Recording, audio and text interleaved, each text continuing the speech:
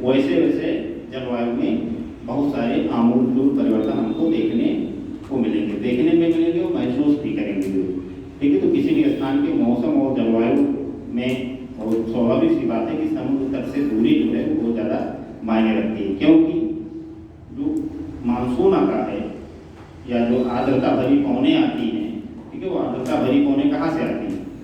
वो आर्द्रता भरी पौने जो होती हैं वो समुद्र के रास्ते से ही उसके स्थल भाग में प्रवेश करती हैं। तो अब जैसे जैसे स्थल भाग से आंतरिक भागों में आती जाएंगी, वैसे वैसे उनकी तीव्रता भी कम होगी, वर्षा की मात्रा भी कम होगी, वर्षा का वितरण भी प्रभावित होगा, बहुत सारे प्रभाव उसको उसके देखने को मिलेंगे। और जो एक गोल जलवायु बनेगी, ठीक है, हम कई बार चर्चा कर चुके कि जो तट से लगे हुए क्षेत्र होंगे वहाँ पे समकारी जलवायु बनेगी, यानी बहुत ज़्यादा तापांतर नहीं रहेगा जलवायु में, यानी बहुत ज़्यादा अंतर भी नहीं रहेगा।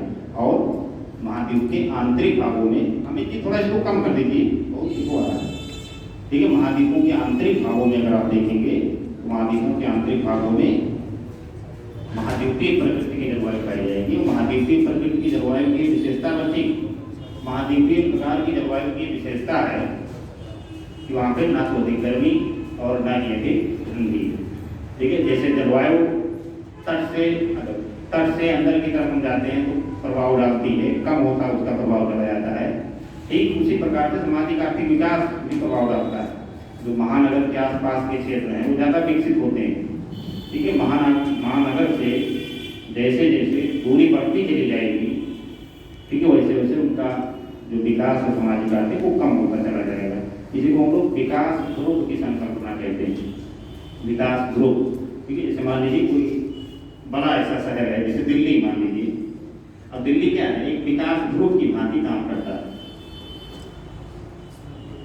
और विकास ध्रुव से यानी ऐसा क्षेत्र कि जहाँ से उसके आसपास के क्षेत्र सामाजिक आर्थिक विकास को दिशा देते हैं, ठीक है। अब जैसे जैसे इस क्षेत्र से दूरी बढ़ती चली जाएगी वैसे वैसे विकास ध्रुव का जो काम होगा वो कम होता चला जाएगा। बिल्कुल व्यवहारिक तौर पर भी आप देखेंगे तो दिखाई देता है। दिल्ली के आसपास आप देखिए कितने शहर हैं, गुरुग्राम, ये सब उसी विकास के ही परिणाम है। फरीदाबाद, नोएडा, गाजियाबाद, इस प्रकार के तमाम छोटे बड़े शहरों को देखेंगे जो दिल्ली के आसपास हैं और वो विकास के क्रम में सबसे ज़्यादा लाभ उनको मिला है। लेकिन अगर इसके और बाहरी क्षेत्र में हम चले जाएंगे, बरेली, शाहजहांपुर, हरियाणा में तमाम महेंद्रगढ़ उस क्षेत्र में चले जाएंगे, ठीक है, तो वहाँ पे विकास कम पहुँचा है। रोहतक, राजस्थान के कुछ जिले, वहाँ पे विकास कम होता है। तो क्या है, विकास ध्रुव से जैसे जैसे दूरी बढ़ती जाएगी वैसे वैसे जो सामाजिक आर्थिक विकास का काम है, ठीक है, उसका प्रभाव सीमित होता चला जाएगा। जैसे छोटे स्तर में अगर आप देखें, जैसे बस्ती जनपद है, बस्ती जनपद की परिधि जो है वो छोटा जिला है, बहुत पिछड़ा हुआ जिला है, ठीक है। इसके आसपास छोटे जिले के उदाहरण से भी समझ सकते हैं कि जो कोर एरिया है, जिसको किसी शहर का चौक या घंटाघर इस प्रकार से नाम दिया गया है, ठीक है। उससे जैसे जैसे आप बाहरी क्षेत्र में चले जाएंगे, ठीक है, वैसे वैसे विकास आपको कम होता चला जाएगा जो, ठीक है। अगर आप बिल्कुल रिमोट एरिया में चले गए, उस शहर से जो केंद्र बना है, ठीक है, तो वहाँ पे और कम विकास होगा। और जो आसपास का क्षेत्र है उससे सामाजिक आर्थिक लाभ प्राप्त होंगे, जमीनें महंगी होंगी और कुछ ऐसी सुविधाएं हैं कि जो दिन प्रतिदिन के स्तर पर शहरों में भेजी जाती हैं, उसका प्रतिफल प्राप्त होता है। जैसे दूध हो गया, सब्जियाँ हो गई, वो शहर की बाहरी परिधि से तो आती हैं, ठीक है, तो उसका विकास होता चला जाएगा। ठीक इसी प्रकार आपकी जलवायु भी काम करती है। जलवायु आपकी तटीय क्षेत्र से जैसे जैसे आंतरिक भागों में जाएंगे वैसे वैसे उसकी क्षमता कम होती चली जाएगी। और क्षमता, जलवायु की क्षमता की अगर बात करें तो वर्षा, तापमान, आर्द्रता, हवा की गति, यही सब तो है। और कौन सी चीज़ इसमें आएगी? लड्डू पेड़ा तो आएगा नहीं, लड्डू पेड़ा की मात्रा कम होती चली जाएगी, तटीय क्षेत्रों में ज़्यादा वितरण होगा और लखनऊ को यहाँ तक पहुँचते पहुँचते बिल्कुल एक दाना मिलेगा लड्डू का, ठीक है, ऐसा तो होगा नहीं, ठीक है। जलवायु उसी के तत्वों की मात्रा की बात होगी ना, तो अब इसमें लिख लो जो ज़्यादा चीज़ें हैं वही महाद्वीपीय और समकालीन जलवायु, इसी की बात है। लिखो लिखो, इसको खत्म करें। देखो, समुद्र का जल देर से गर्म होता है। समुद्र का जल देर से गर्म होता है और देर से ठंडा भी होता है।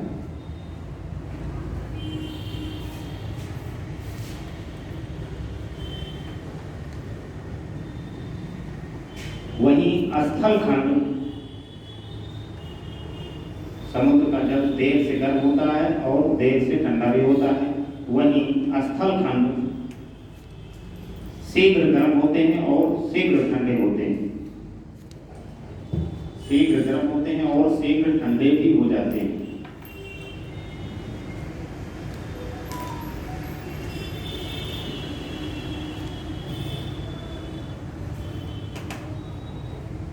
तो कुछ लोग होते हैं वो जल्दी गुस्सा कर जाते हैं, अंधना जाते हैं, है नहीं? कुछ लोग होते हैं गुस्से नहीं करते हैं एकदम। तो उसी प्रकार से नहीं जो है स्थल और जल जो है दोनों के गर्म होने में अंतर है। ठीक है, स्थल खंड जो है जल्दी गर्म होगा, जल्दी ठंडा होगा, और जल भाग जो होगा वो देर से गर्म होगा, देर से ठंडा भी होगा। देखो, स्थल खंड एवं जलीय भाग के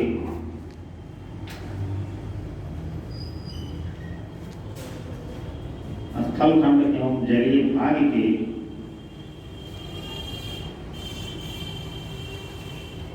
तापन में अंतर के ही कारण, तापन में अंतर के ही कारण,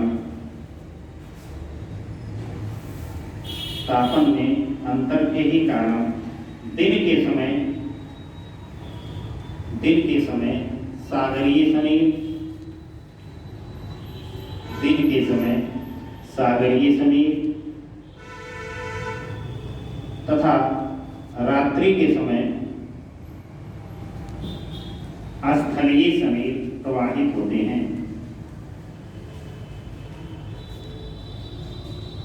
स्थलीय समीर प्रवाहित होते हैं।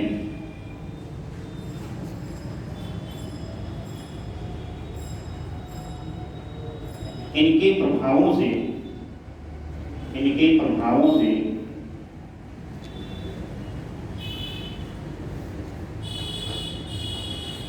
तटीय प्रदेशों में समकालीन जलवायु प्राप्त होती है। इनके प्रभावों से तटीय प्रदेशों में समकालीन जलवायु प्राप्त होती है।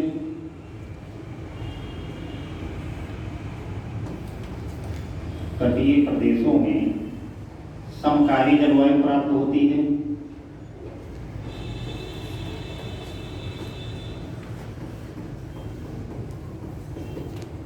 सागरीय समीर, वही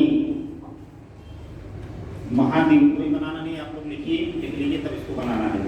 वही महाद्वीपीय भागों में या स्थलीय भागों में महाद्वीपीय प्रकार की जलवायु पाई जाती है।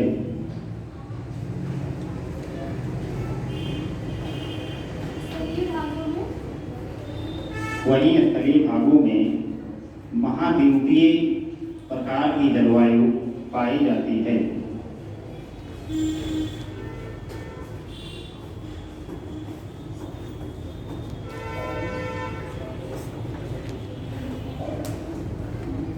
स्थलीय समीर रात के समय, हो गया समकालीन जलवायु, समकालीन जलवायु। और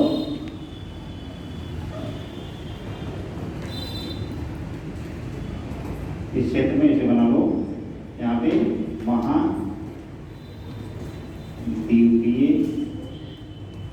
जलवायु, महाद्वीपीय जलवायु, महाद्वीपीय जलवायु।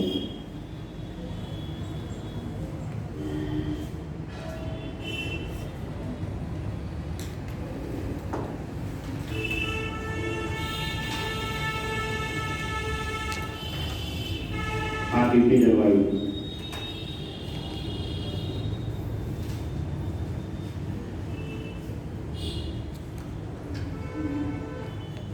ना बना लिए, दो लाइन और लिखवाएंगे इसको थोड़ा डिफाइन करवा दें, नहीं आपको समझ नहीं पाएंगे।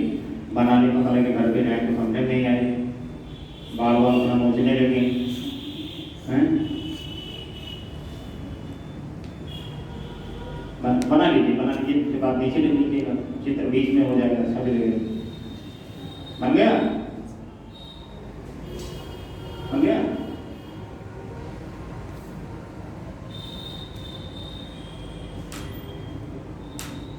आपका क्या नाम है पीछे? पहली क्लास है। अच्छा तो समझ में थोड़ा नहीं आएगा शुरुआत में, लेकिन आएगा बाद में, समझाएंगे। ठीक है, बैठ लो। जिनकी पहली क्लास हो, क्योंकि पहली चीजें अगर आप नहीं समझे रहेंगे तो थोड़ा दिक्कत होगी आपको समझने में, और क्योंकि जलवायु एक कठिन चैप्टरों में से भूगोल के। अभी ये क्या, जब आप एल नीनो ला नीना पढ़े होंगे तो आपको विश्व के भूगोल में, उसे विश्व के भूगोल में ही पढ़ाया जाता है सारी चीजें। लेकिन थोड़ा सा हम यहाँ पे भी उसकी चर्चा करेंगे भारत के संदर्भ में, क्योंकि भारत पे भी एल नीनो और ला नीना का प्रभाव पर्याप्त रूप से देखा जाता है। थोड़ा सा देखेंगे तो वो और देखेंगे, तो ये बहुत बुनियादी बातें हम बता रहे हैं, अभी हम सिद्धांत पे आए ही नहीं। अभी भारतीय मानसून की तो एक शब्द चर्चा ही नहीं की, अभी तो हम देख रहे हैं कि बुनियादी बातें आप लोग समझें कि जलवायु और मौसम पे किन किन कारकों का प्रभाव पड़ता है, तब आप आगे समझ पाएंगे लोग। तो अभी तो आधा ही हुआ जो लिख लीजिए इसमें आगे। और क्या लिखे हैं? जलवायु पाई जाती पूर्ण विराम। देखिए, समकारी जलवायु की विशेषता, समकारी जलवायु की विशेषता दैनिक एवं वार्षिक तापांतर का कम होना है।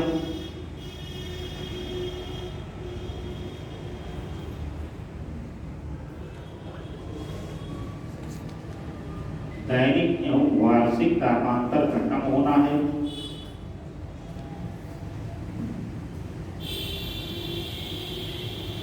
वहीं महाद्वीपीय प्रकार की जलवायु,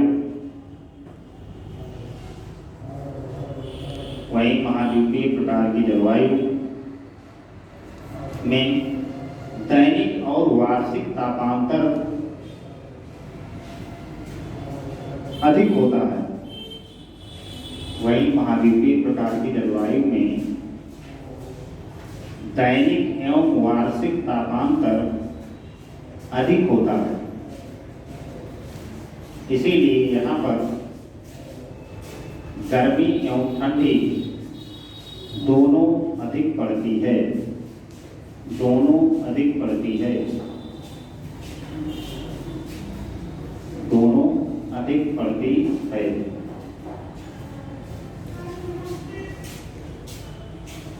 हो गया?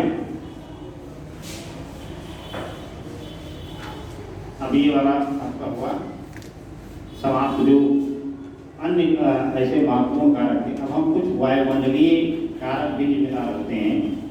ठीक है, भारत के संबंध में जो ऋतुएं होती हैं, ठीक है, वो वायुमंडलीय जो स्थिरता है उसी का परिणाम है। किसी महीने में तापमान बहुत ज़्यादा होता है, किसी महीने में तापमान बहुत कम होता है, किसी महीने में तापमान समकारी प्रकृति का होता है, किसी महीने में वर्षा बहुत ज़्यादा होती है। यानी इस प्रकार का परिवर्तन अगर हम देखेंगे तो दैनिक स्तर पर भी और वार्षिक स्तर पर भी हम लोग महसूस भी करते हैं। उसी के आधारों पे भारत में भी तमाम जो है सीजन है या ऋतुएँ हैं। तो भारत में अगर आप हमारा परंपरागत ज्ञान है उसमें देखेंगे तो उसमें और ज़्यादा ऋतुएँ हैं, 6-7 ऋतुएँ हैं। लेकिन जो प्रमुख तौर पे भारत में ऋतुएँ हैं उनको मुख्य तौर पे जो भारतीय मौसम विज्ञान विभाग है, जो मौसम संबंधी सटीक भविष्यवाणी करता है या और तमाम मौसम से जुड़े कार्यों में संलग्न होता है, उसने भारत की ऋतुओं को, हालांकि बहुत विविधता है ऋतुओं में, इसीलिए भारत की ऋतुओं को मुख्य तौर पे 4 भागों में उसने बांट दिया है। पहली शीत ऋतु, दूसरी ग्रीष्म ऋतु, तीसरी वर्षा ऋतु और चौथी शरद ऋतु। और इन चारों ऋतुओं के दौरान भारतीय उपमहाद्वीप में अलग अलग प्रकृति पाई जाती है मौसम और जलवायु के लिए। ठीक है, तो थोड़ा सा इसको भी लिखिए कि इन मौसमों के दौरान थोड़ा परिचित होंगे कि इन मौसम के दौरान भारतीय उपमहाद्वीप में किस प्रकार का वायुलाभ होता है, किस प्रकार का तापमान होता है, किस प्रकार हवाओं की गति होती है, किस प्रकार से वर्षा होती है, वर्षा कहाँ होती है, कहाँ कम होती है, कहाँ ज़्यादा होती है। इन सारे तथ्यों का इसी के साथ हम लोग ऋतुओं के आधार पर अध्ययन हम इसलिए करेंगे क्योंकि भारतीय उपमहाद्वीप को और बेहतर ढंग से आप समझ जाएंगे कि हाँ भाई व्यवहारिक रूप में भी हम लोग लगभग इसी तरीके से देखते हैं चीज़ों को। जो तो अब दूसरा डालिए, दूसरे में क्या हेडिंग करवाए थे हम?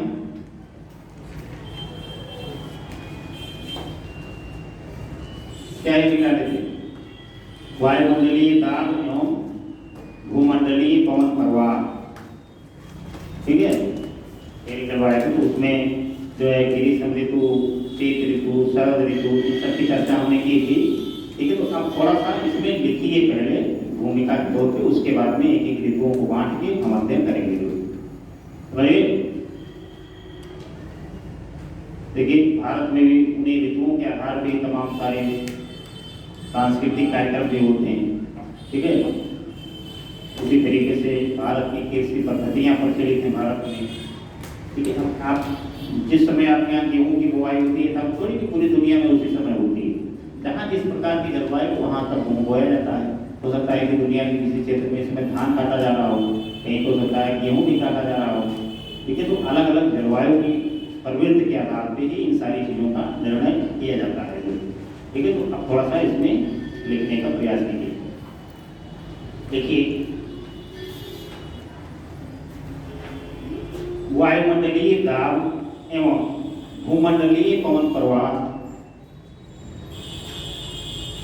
वायुमंडलीय दाब एवं भूमंडलीय पवन प्रवाह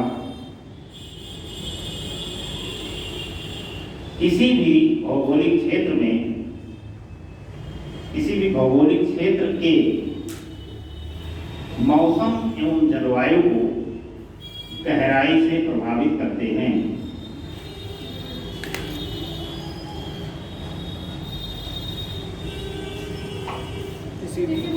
किसी भी भौगोलिक स्थान के मौसम एवं जलवायु को गहराई से प्रभावित करते हैं।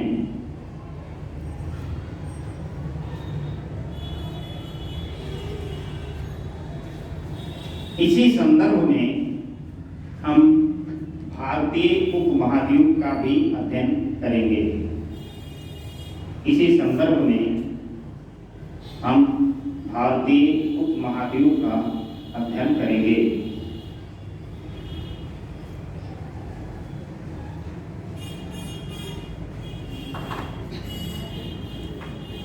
महाद्वीप का अध्ययन करेंगे।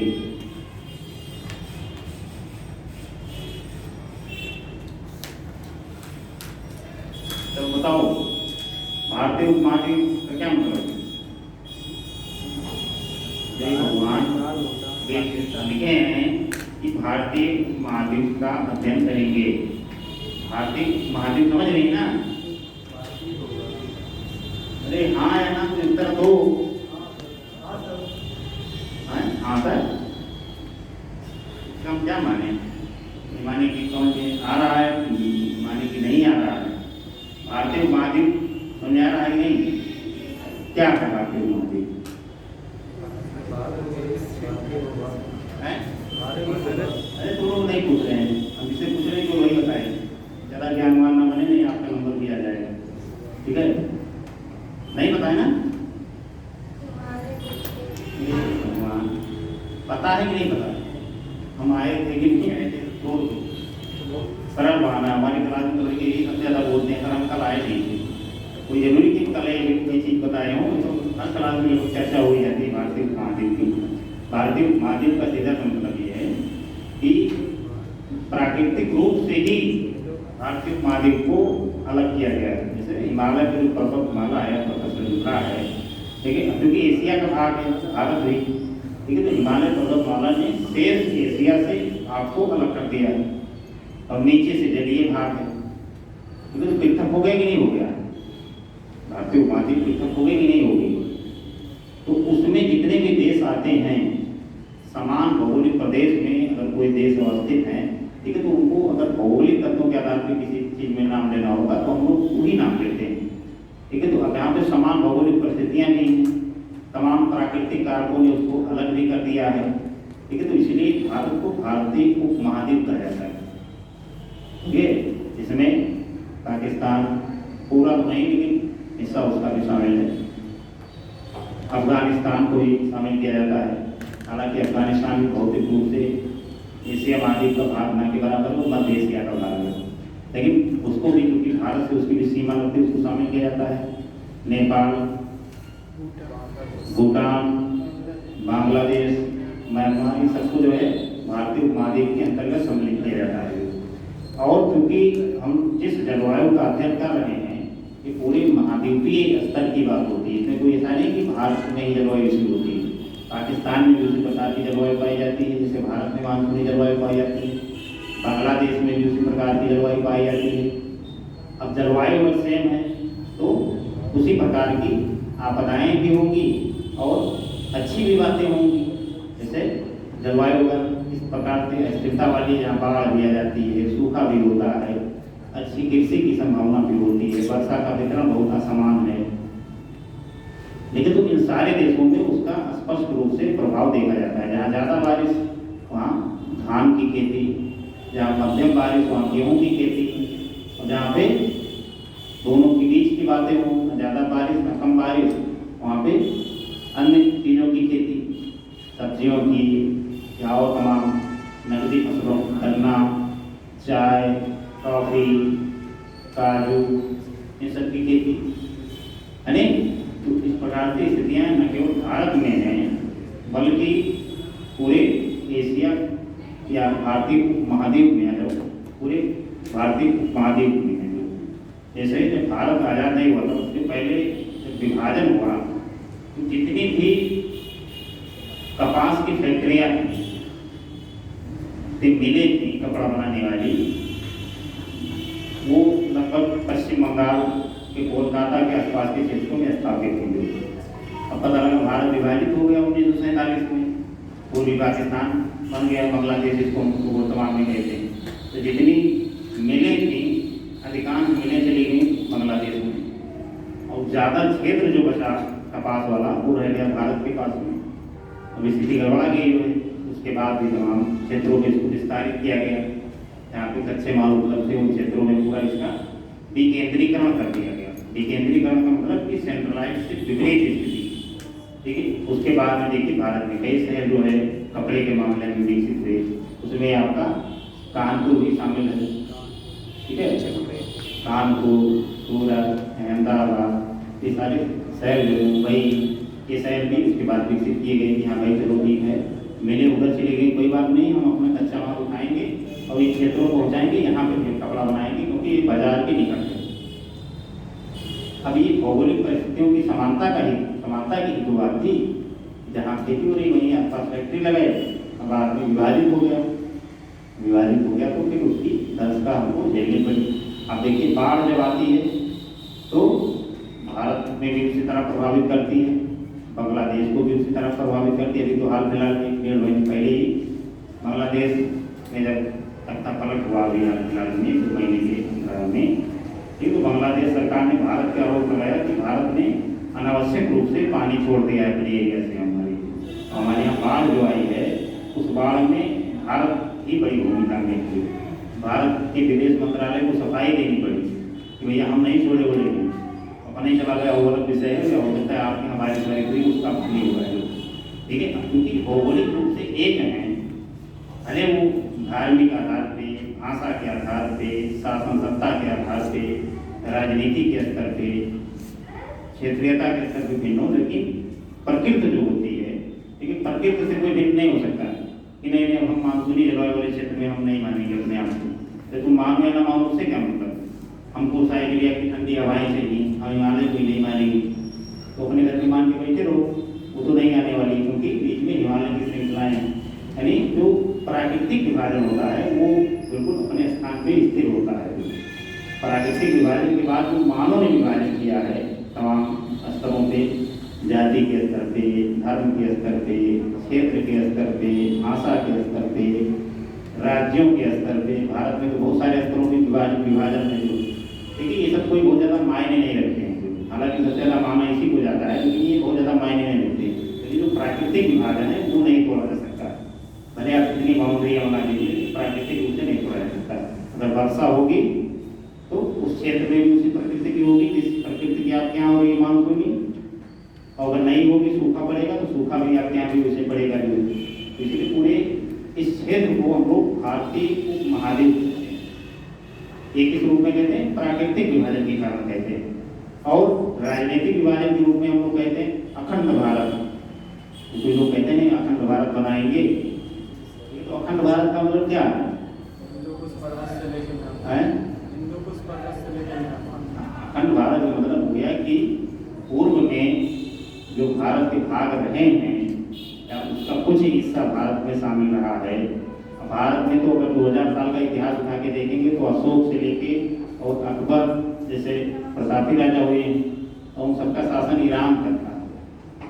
ठीक है, दक्षिण भारत में कई ऐसे राजा हुए हैं, राजेंद्र प्रताप, इस प्रकार की उनका शासन इंडोनेशिया के कुछ द्वीपों तक था, जो तो पूरा विश्व का नक्शा ही बदल जाएगा अगर आप अखंड भारत बनाने का प्रयास करेंगे। लेकिन तो इस प्रकार की चीज़ें जो हैं, ठीक है, वो प्राकृतिक स्तर पर व्यवहारिक नहीं, लेकिन राजनीतिक स्तर पर व्यवहारिक हो सकती है। हो सकता है भाई एक बना ही नहीं जाए, अब उसमें बांग्लादेश भी शामिल होगा, पाकिस्तान भी शामिल होगा, म्यांमार का भी पूर्वी हिस्सा शामिल होगा, यानी ये सब अखंड भारत के ही लोग आ गए हैं।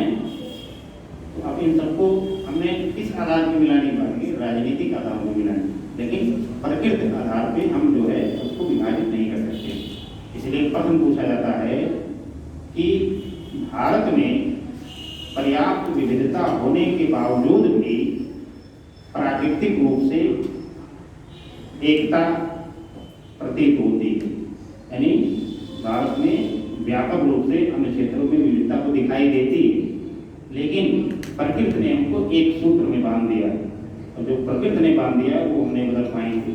जैसे हमारा रंग रूप, नस्ल, मानसूनी जलवायु भारत में उसी प्रकार की होती है, या भौतिक रूप से जो स्थलखंड है भारत का, ठीक है, वो पूरी एशिया से भिन्न है। तो ये सब ऐसे कारक हैं कि इसको हम अलग ही नहीं कर सकते। तो ये सारे तथ्य आप वहाँ पे दे सकते हैं कि भाई तमाम स्तरों के विभाजन क्या था। तमाम स्तरों की बात अगर कर रहे हैं तो तमाम स्तरों के आप जानते हैं कितने स्तर के विभाजन है।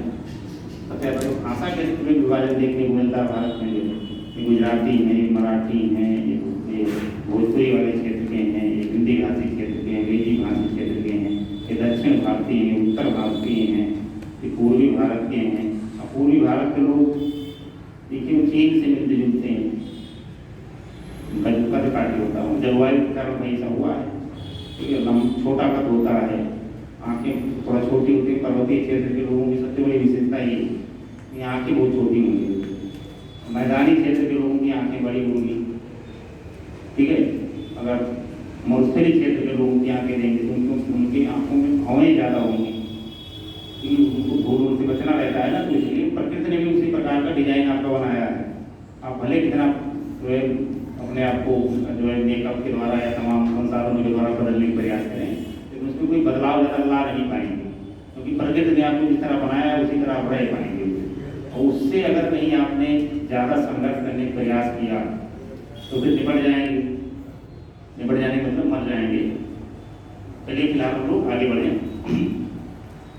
क्या लिखे हैं? भारतीय उपमहाद्वीप की जलवायु को भी इसी संदर्भ में देख सकते हैं। देखो, इसी संदर्भ में या इसी पृष्ठभूमि में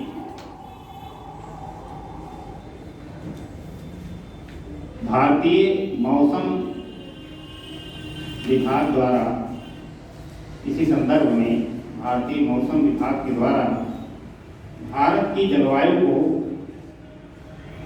4 ऋतुओं में विभाजित किया गया है। 4 ऋतुओं में विभाजित किया गया है।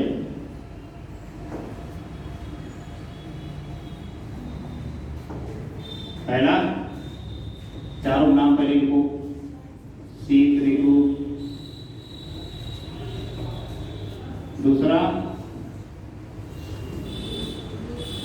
ग्रीष्म ऋतु,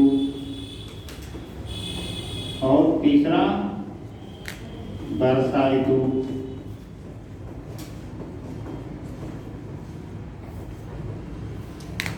और चौथा शरद ऋतु।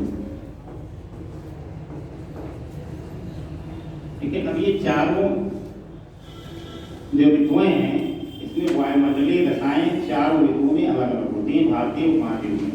चलिए तो अब हम एक एक ऋतु में करके देखते हैं, तो चीज़ों को समझते चले जाएंगे। बहुत सारी बातें इसमें व्यवहारिक हैं जो है, जिसको हम अनुभव करते हैं, क्योंकि तो व्यवहारिक बातें पढ़ने में ज़्यादा समझ में आती हैं। ठीक है, कॉन्सेप्चुअल बातें थोड़ा कम समझ में आती है, क्योंकि हमारे दैनिक जीवन से जुड़ी हुई नहीं होती।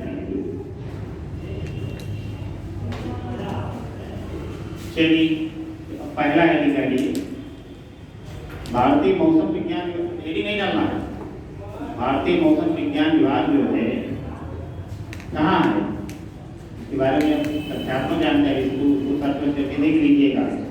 1875 में इसकी स्थापना की गई थी। इसके बाद इसका मुख्यालय भी कई बार चेंज किया गया, एक बार पीसीएस के प्री एग्जाम में पूछा जा चुका है। ठीक है, कि भारतीय मौसम विज्ञान विभाग के मुख्यालयों को क्रम से व्यवस्थित की गई। तो इसका मुख्यालय कुछ दिन कोलकाता में रहा है, फिर पुणे गया है, फिर शिमला हुआ है, अंतिम में आके दिल्ली में रुका है, अभी भी दिल्ली में ही। लेकिन वर्तमान में इसका मुख्यालय दिल्ली में है। तो आप लोग थोड़ा इसको अपने स्तर से प्रयास करके देख लीजिएगा कब इसका मुख्यालय कहाँ रहा है, क्योंकि प्रश्न पूछा जा चुका है। ठीक है, और कहीं पे चौकोर बना के वर्गाकार उसे लिख लीजिए कि भारतीय मौसम विज्ञान विभाग स्थापना 1875। उद्देश्य इसका क्या है? हाँ, मौसम एवं जलवायु का आकलन एवं भविष्यवाणी करना, आकलन एवं भविष्यवाणी करना। तो इतना तक पर्याप्त है किसी भी संगठन के लिए। इतनी बुनियादी बातें आपको पता होनी चाहिए। बाकी उसके कैरेक्टर के बारे में, ठीक है, कौन सा कार्य किस समय कर रहा है, करंट अफेयर्स में उसके संबंध में हाल फिलहाल की कौन सी चीज़ें हैं, कहाँ पर उसने रडार स्थापित किया है, कहाँ पे वेधशाला बनाई है, ये सब आपके फ्री के पर बन सकते हैं। लेकिन जब बुनियादें नहीं जानेंगे तो फ्री पर कहाँ समझ में आएगा। ठीक है, तो बुनियादी बातों को तो आप जरूर लिख लिया करिए कहीं के लिए। ठीक है, अब हम लोग आते हैं एक एक करके ऋतुओं के बारे में पढ़ते हैं। सबसे पहले ये निकालिए शीत ऋतु। शरद ऋतु कौन बोल रहा है? बिल्कुल लास्ट में लिखा है। आप लोग ये लग रहा है मौज लेने से नहीं छूटते हैं।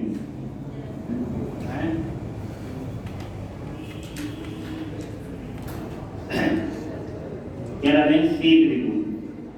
शीत ऋतु का जो लिखना नहीं है तो इतने जैसे संपाते टाइप के रहते हैं, सब में जो रहते हैं तो लिखे कुछ भी बोलो लिख डालते हैं। ठीक, हमारी आदत है कि हम जो है बोलते बोलते समय लिखवाना भी शुरू कर देते हैं, लिखवाते लिखवाते हम समझाना भी शुरू कर देते हैं। ठीक है, गड़बड़ा है, खैर हम अपनी कमी मानेंगे इसको। लेकिन आप लोग इतना सजग रहा कि कब हम बोल रहे हैं सुनने के लिए और कब लिखने के लिए बोल रहे हैं, ठीक है, दोनों में विभेद करने का प्रयास किया। ठीक है, शीत ऋतु जो मुख्य तौर पर मानी जाती है, देखिए पूरे भारत या पूरे भारतीय महाद्वीप के आकलन के आधार पर ऋतुओं का डिसीजन लिया गया है। अब अगर आप मान लीजिए बस्ती में रहते होंगे या पूर्वी उत्तर प्रदेश के भाग में रहते होंगे तो हो सकता है शीत ऋतु आपके यहाँ अक्टूबर से स्टार्ट हो जाए और जनवरी तक रहे। या हो सकता है ऐसा कि कुछ ऐसे क्षेत्र भी होंगे जहाँ पे शीत ऋतु की शुरुआत जनवरी से हो, मार्च तक वहाँ ठंडी पड़ती हो, या कुछ ऐसे क्षेत्रों में नवंबर से फरवरी तक की स्थिति हो। लेकिन ये होल रूप से किया गया है। ठीक है, कि शीत ऋतु की शुरुआत में माना जाता है। देखो शीत ऋतु मध्य दिसंबर से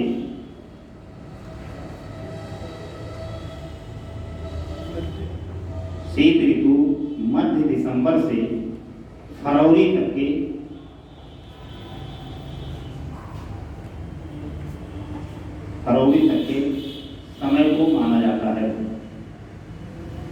समय को माना जाता है। इस समय का मतलब यानी मध्य दिसंबर से फरवरी के बीच के समय, इस समय सूर्य की स्थिति दक्षिणायन हो जाती है। सूर्य की स्थिति दक्षिणायन हो जाती है।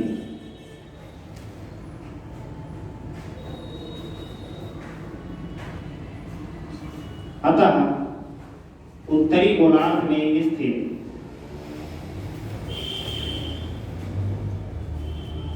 उत्तरी गोलार्ध में स्थित भारत का तापमान कम हो जाता है। भारत का तापमान कम हो जाता है। सबसे कम तापमान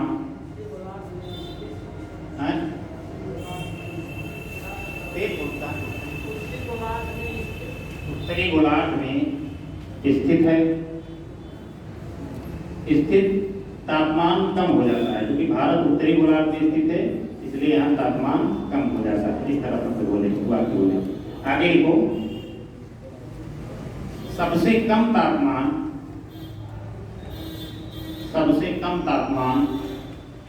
उत्तर पश्चिम भारत में पाया जाता है। उत्तर पश्चिम भारत में पाया जाता है।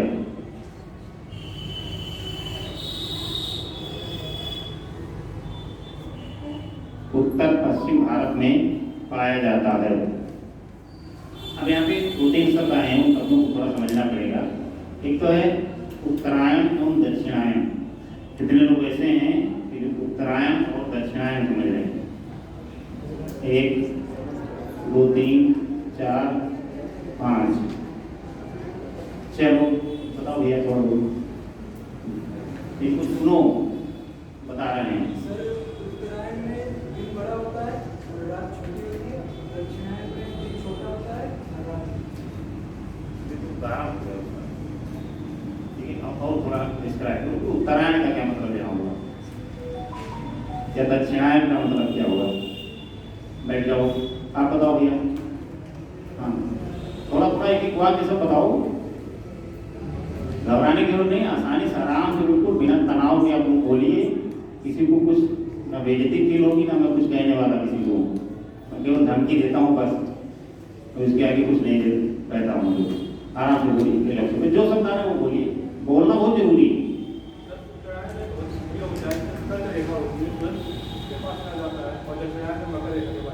वेरी गुड, ठीक है, काफी हद तक आपने सही बताया। आप कुछ बताएंगे? आपको यही बताना था, ठीक है। यानी जो सूर्य है, ठीक है, यहाँ पे थोड़ा सा समझाएंगे, क्योंकि अधिकांश लोगों को ये चीज समझ में नहीं आएगी, ताकि 1 2 4 लोगों को समझ में आ गई। अगर हम बढ़ जाएंगे आगे 1 आध लोगों को बता के, तो फिर एक गलत बात होगी। देखिए, आप लोग ग्लोब देखे होंगे कि ग्लोब मतलब पूरी दुनिया को एक गोल आकार में दिखाया जाता है। उसमें जो 3D उसमें जो है, ये जो ग्लोब आप देखेंगे इस प्रकार का होता है, ठीक है। अब इसमें तमाम रेखाएं, ऐसा नहीं कि कोई दीवार खड़ी है, कोई रेखा बनी, कर्क रेखा हम कहें तो कर्क रेखा पे अगर चले जाएंगे तो वहाँ से कोई दीवार वाल खड़ा किया जाए। ये सब भौगोलिक स्तर पे और जो वायुमंडलीय विशेषताएं, उसके आधार पे इन सारी चीज़ों का विभाजन केवल किया गया है कि हाँ भाई इतने डिग्री, एक गोले में कितने डिग्री होंगे, 360 तो होंगे, ठीक है। तो इसको बांट दिया गया है। इधर का भाग उत्तरी गोलार्ध, इधर का भाग पीछे का दक्षिणी गोलार्ध। इसको क्या बोलते हैं? उत्तरी गोलार्ध। और इसको बोलते हैं दक्षिणी गोलार्ध, ठीक है। और इसको बोलते हैं 0 डिग्री या भूमध्य रेखा।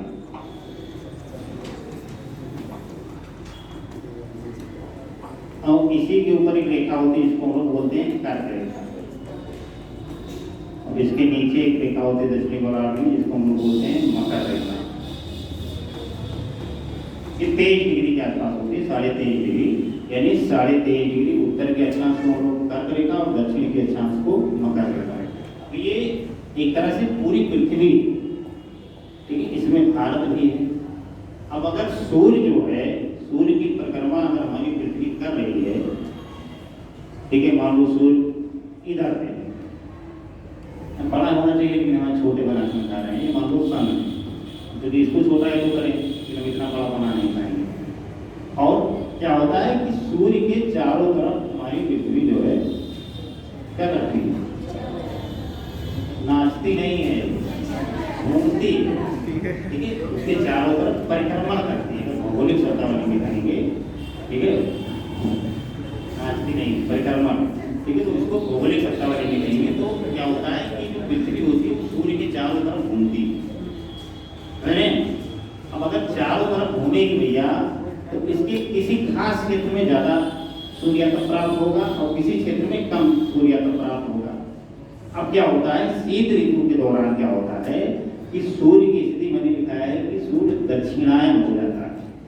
दूसरा बात मैंने लिखा है दक्षिणायन का सीधा सा मतलब हो गया कि जो हमने ग्लोब को दो भागों में बांटा है, ठीक है, एक दक्षिणी और एक उत्तरी गोलार्ध, ठीक है। अब दक्षिणायन शब्द है, दक्षिणायन का सीधा सा मतलब है कि दक्षिण की दिशा, यानी जो सूर्य की किरणें होंगी वो दक्षिण की दिशा में लंबवत पड़ेगी, यानी सीधी किरणें दक्षिणी गोलार्ध की तरफ ज्यादा मात्रा में पड़ेगी। यानी दक्षिण का मतलब यहाँ पे मकर रेखा को माना जाता है कि मकर रेखा से के क्षेत्र से धीरे धीरे किरणें इधर की तरफ पड़ेंगी। और जैसे जैसे मकर रेखा पे अगर सूर्य इधर की तरफ आएंगे तो उनकी क्षमता कम होती जाएगी, लेकिन मकर रेखा के आसपास के क्षेत्रों में उस समय क्या होगा, गर्मी ज्यादा पड़ेगी। जहाँ पे सूर्य की किरणें सीधी पड़ेंगी वहाँ ज्यादा गर्मी पड़ेगी। और क्योंकि कोई स्थिर पिंड नहीं है सूर्य, वो पृथ्वी अपनी अक्ष पे भी घूमती है, जिसको घूर्णन बोलते हैं, रोटेशन बोलते हैं, और सूर्य के चारों तरफ भी परिक्रमण पथ पर घूमती है। अब इन दोनों घूमने के दौरान कुछ समय के लिए सूर्य की किरणें मकर रेखा पे सीधी पड़ती हैं। अब जब मकर रेखा पे सीधी पड़ेंगी तो जाहिर सी बात है कि दक्षिणी गोलार्ध के देशों में अधिक गर्मी पड़ेगी, यहाँ का मौसम क्या होगा, गर्मी वाला।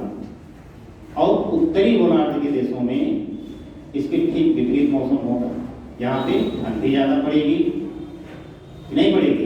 अब क्योंकि भारत कहाँ पे स्थित है, भारत की स्थिति अगर देखेंगे तो दक्षिणी गोलार्ध में, उत्तरी गोलार्ध में लगभग इसी के आसपास भारत की स्थिति, यानी कर्क रेखा इसको दो भागों में बांट रही है। अब मैंने लिखा है कि इस समय सूर्य की स्थिति दक्षिणायन हो रही है। तो दक्षिणायन मतलब यहाँ पे सूर्य की किरणें सीधी पड़ रही है तो यहाँ पे गर्मी होगी और यहाँ पे ठंडी होगी। अब शीत ऋतु में क्या होता है, मध्य दिसंबर से क्या होता है, हमारे यहाँ ठंडी प्रचंड रूप से पड़ती है क्योंकि सूर्य की किरणें मकर रेखा पर सीधी पड़ती है। और धीरे धीरे घूमते घूमते इसी घूर्णन और परिक्रमण में ऐसी स्थिति भी आ जाएगी ग्रीष्म ऋतु में। इसके बाद ग्रीष्म ऋतु ये ना, ग्रीष्म ऋतु में ठीक इसकी स्थिति उलट जाएगी, यानी सूर्य एक अक्ष से दूसरे अक्ष में पहुंच जाएगा पृथ्वी, और उसकी किसी दूसरे भाग पे सूर्य की किरणें तेजी से पड़ने लगेंगी। अब दूसरे भाग में पड़ने लगी तो सूर्य को उत्तरायण मान लिया जाता है। तो 14 सितंबर को हम लोग मनाते हैं मकर संक्रांति। मकर संक्रांति का मतलब क्या है, जो खिचड़ी खा लेना, उसी दिन से सूर्य क्या होता है, उत्तरायण होना शुरू हो जाता है। तो आप देखेंगे जैसे अपने यहाँ उत्तर प्रदेश और बिहार के क्षेत्रों में कहावत है, तो भैया खिचड़ी को स्नान कर लीजिए। जैसे कुछ लोग नसले टाइप होते नहाते ही नहीं पूरी ठंडी, क्योंकि पूरा ठंडी बीत जाता है। एक बार तो कई न्यूज़पेपर में पता नहीं सही था कि गलत था, एक आदमी 2 महीना नहीं नहाया था, ठीक है। तो अपने यहाँ एक से एक महाबली पड़े हुए हैं, तो कहा जाता है कि भाई खिचड़ी को आप स्नान जरूर कर लीजिएगा, क्योंकि खिचड़ी को क्या होता है कि सूर्य की किरणें उत्तरायण होना शुरू हो जाती है, यानी पृथ्वी के उत्तरी ध्रुव पे सूर्य की किरणें पड़ना शुरू होती है। यानी 14 जनवरी के बाद में देखिए धीरे धीरे अपने ठंडी का असर धीरे धीरे कम होना शुरू हो जाता है, यानी उत्तरी गोलार्ध में इसके बाद में गर्मी पड़ना शुरू हो जाएगी। जैसे यहाँ गर्मी पड़ेगी वैसे दक्षिणी गोलार्ध में ठंडी पड़ना शुरू हो जाएगी। तो जब दक्षिणायन की बात हो तो सीधा सा मतलब मानिए कि उत्तरी गोलार्ध में ठंडी, और जब उत्तरायण की बात हो तो आप मान लीजिए कि उत्तरी गोलार्ध में खास करके भारतीय उपमहाद्वीप में गर्मी, समझिए। तो दक्षिणायन और उत्तरायण का मतलब यही हुआ। बाकी अगर आप देखेंगे, इसीलिए मैं बार बार कहता हूँ कि एनसीईआरटी की किताबों को जरूर एक आध बार पढ़ लीजिए।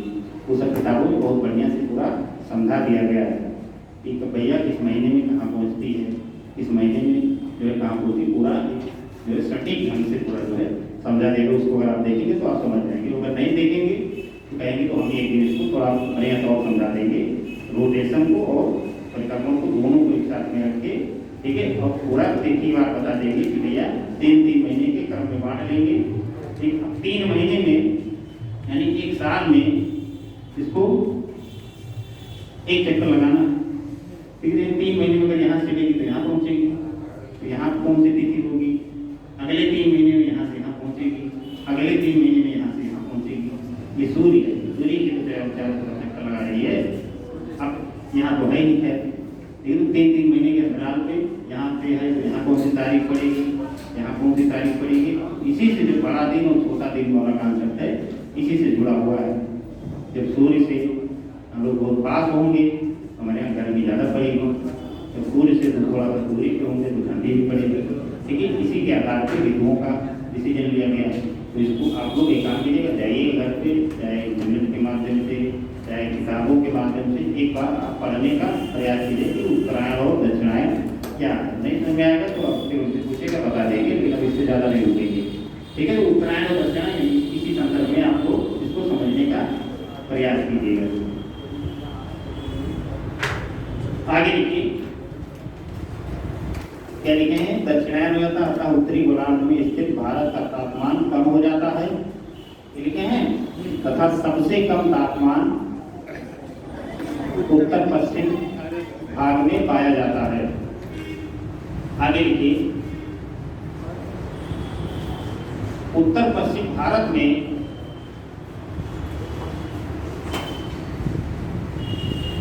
एक उच्च दाब का निर्माण होता है, एक उच्च दाब का निर्माण होता है।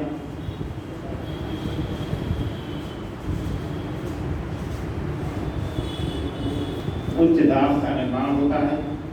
मैंने कल आपको ये भी बताया था कि जहाँ पे तापमान बहुत कम, वहाँ पे वायुदाब बहुत ज़्यादा, जहाँ पे तापमान सबसे ज़्यादा, वहाँ पे वायुदाब सबसे कम, यानी दोनों बिल्कुल परस्पर हाँ विरोधाभासी स्थिति है दोनों की, जो ज़्यादा है कम दूर। तो अब चूंकि शीतकालीन के समय में, यानी शीत ऋतु में भारत में क्या होता है कि यहाँ पे उच्च दबाव का निर्माण हो जाता है। ठंडी है तो ठंडी में उच्च दबाव का निर्माण होगा ही, क्योंकि पौने सब सतह के आसपास बैठ जाएंगी और पौने हल्की होके ऊपर की तरफ नहीं उठेगी, बल्कि नीचे की तरफ उत्तालन होगा। तो ठंडी के महीने में उच्च दाब का निर्माण होता है। वही बात आप लिखे हैं, क्या लिखे हैं, एक उच्च दाब का निर्माण, हाँ एक उच्च दाब का निर्माण होता है एवं उच्च दाब से पौने निम्न दाब की ओर प्रवाहित होने लगती है, एवं उच्च दाब से पौने निम्न वायु दाब की तरफ प्रवाहित होने लगती हैं।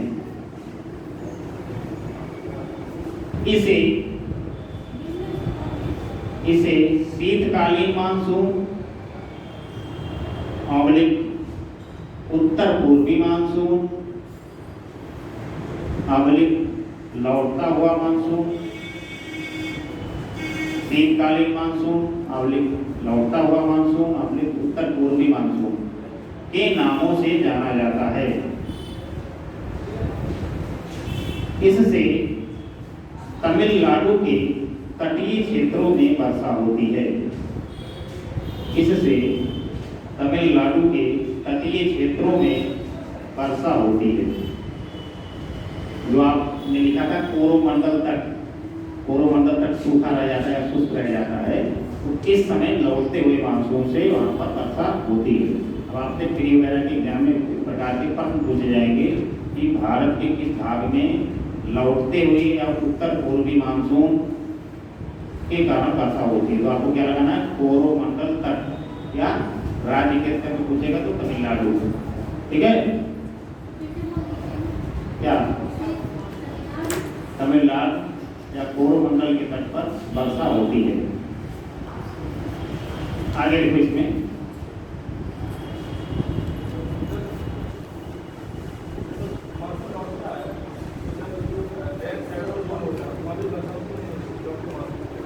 होती तो होती है, रेन शेडो जोन होता है, होती है। तो रेन शेडो जोन जब हुआ है, ठीक है, तब हवाओं की दिशा जो थी कुछ और थी, और जब वापस आया था कुछ और है। जैसे मान लीजिए किसी क्षेत्र में रेड शेडो जोन बना, ये क्षेत्र, क्योंकि ये क्षेत्र बना, अब अगर मान लीजिए रेड शेडो जोन आपका यहाँ पे बना है जो, और यहाँ पे पश्चिमी घाट पर्वतमाला थी, और एक एक यहाँ पे बनाते हैं वर्षा नहीं होती, हालांकि इसको लौटते हुए मानसून के समय वर्षा हुई है। अब ये इधर से अगर हवा आ रही है, यहाँ पे वर्षा नहीं हो रही है, तो इसका मतलब ये है कि जो आर्द्रता भरी पौने हैं वो इस अवरोध को पार करके वर्षा नहीं करवा पा रही है। यानी पर्वत के अग्रभाग में तो वर्षा हो रही है और पर्वत के पश्चिम भाग में वर्षा नहीं हो रही है। सीधी सी बात। अब अगर मानसून वापस लौटता है, ठीक है, तो किसी रास्ते से होके आएगा तो यहाँ पे वर्षा निश्चित रूप से होगी। लेकिन यहाँ पे एक शर्त है कि अगर वर्षा तभी होगी जब वायु जो लौट रही है वो आर्द्रता भरी होगी। मैंने बताया था कि वर्षा होने के लिए दो चीजें बहुत महत्वपूर्ण हैं। एक है आर्द्रता भरी वायु का ऊपर की तरफ उठना और दूसरा है कि वायुमंडल में नमी की मात्रा हो। अब इधर जो वायु लौट रही है इसमें कोई नमी उम्मीद नहीं थी, ये बिना नमी के वायु। और इधर जो वायु लौट रही है यहाँ से इसके तटीय क्षेत्रों से, वो बंगाल की खाड़ी से होकर लौट रही है। अब बंगाल की खाड़ी से उन्होंने आर्द्रता ग्रहण कर लिया और यहाँ आके जो शुष्क क्षेत्र बना था मालाबार तक पे, सॉरी तमिलनाडु के तट पे, कोरमंडल तट पे, वहाँ पे वर्षा हो जाती, लेकिन यहाँ पे वर्षा नहीं हो पाती लौटते मानसून के समय। समझ गए? चलिए आगे बढ़ो।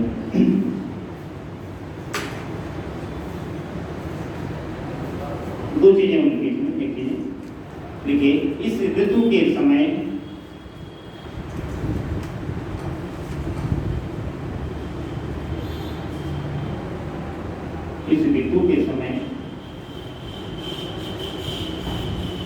पश्चिमी विक्षोभ के कारण पश्चिमी विक्षोभ के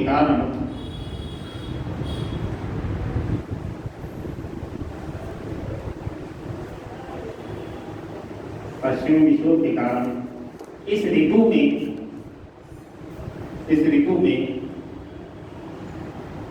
उत्तर भारत के कुछ हिस्सों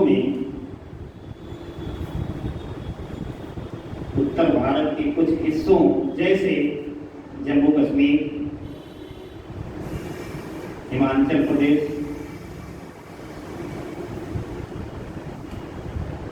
पंजाब, हरियाणा तथा उत्तर प्रदेश के कुछ हिस्से तथा उत्तर प्रदेश के कुछ भागों में वर्षा होती है। उत्तर भारत के कुछ भागों में तो उत्तर प्रदेश के कुछ भागों में वर्षा होती है।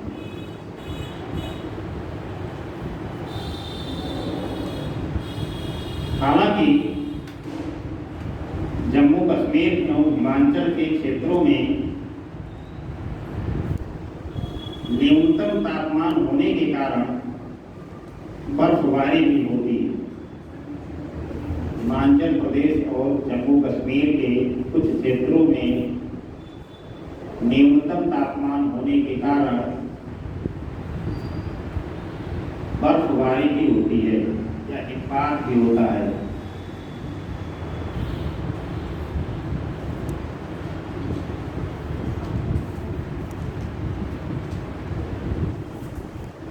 हिमपात बर्फबारी की बात है। यानी पश्चिमी विक्षोभ के समय जो है उत्तर भारत के कुछ हिस्सों में शीतकालीन वर्षा के रूप में कुछ वर्षा प्राप्त हो जाती है। ठीक है, ये वर्षा रबी की फसल के लिए बहुत महत्वपूर्ण होती है। एक लाइन लिखिए, यह वर्षा रबी की फसलों के लिए लाभदायक होती है।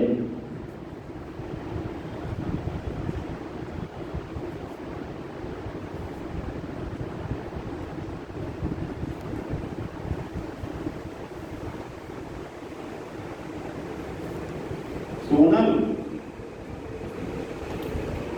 लोग बताओ, रबी की फसल में कौन सी होती है? धान तो होता है ना, उसको बताने दो। वो कम जानती है क्या? कौन सी फसल होती है रबी में?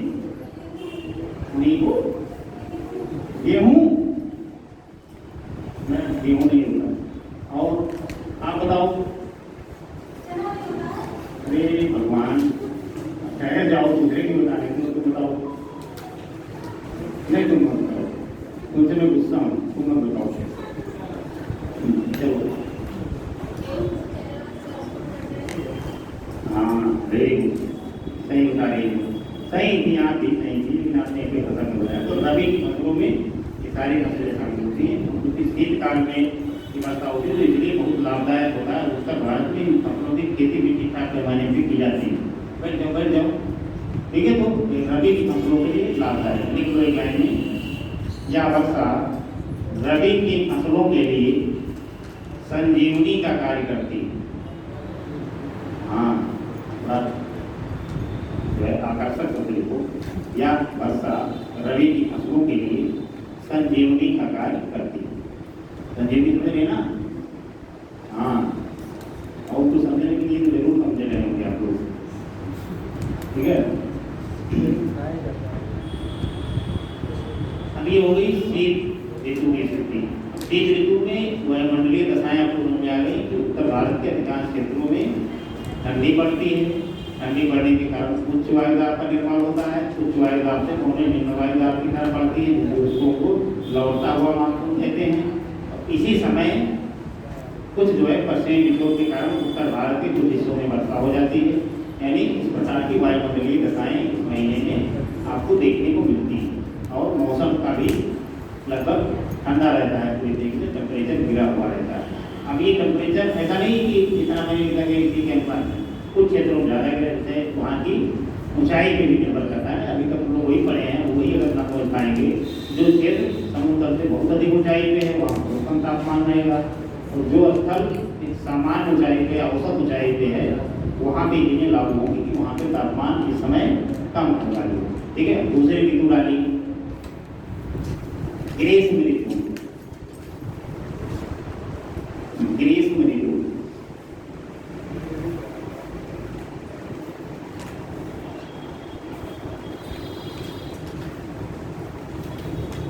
अब ग्रीष्म ऋतु भैया क्या विशेषता है?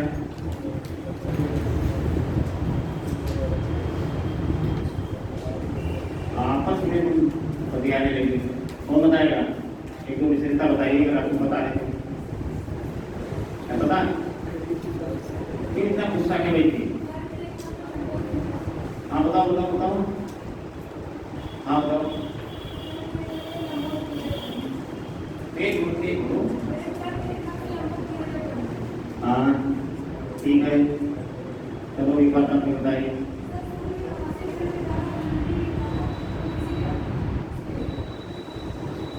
एक बार फिर से बताओ।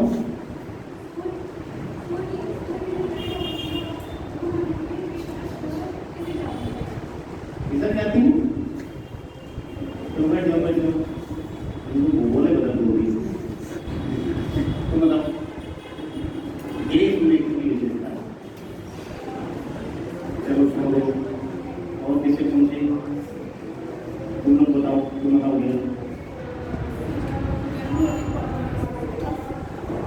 हाँ हाँ हाँ, नहीं जा रहे आप लोग सारी चीज जानते हैं, डर जाते हैं, दबाव में रहते हैं, भी कॉन्फिडेंस ही नहीं आ रहा है। आप बताओ। हाँ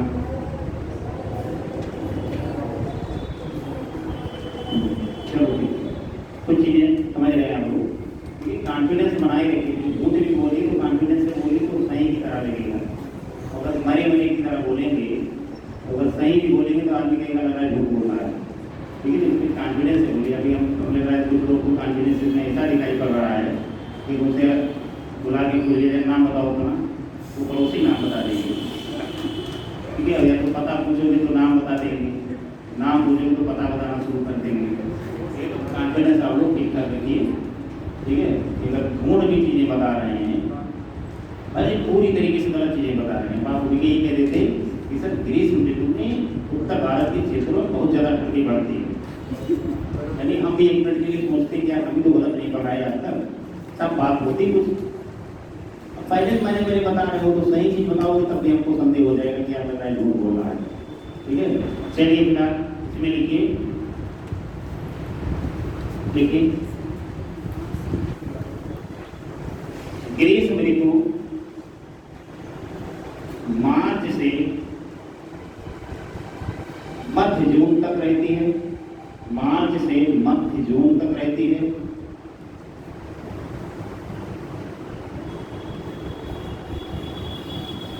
इस ऋतु में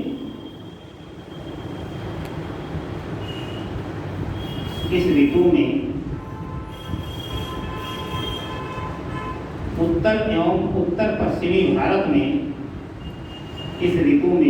उत्तर एवं उत्तर पश्चिमी भारत में दिन के समय तेज गर्म एवं शुष्क हवाएं चलती हैं।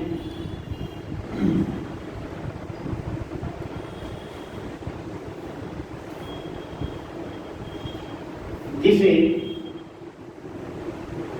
स्थानीय भाषा में लू के नाम से जाना जाता है। लू के नाम से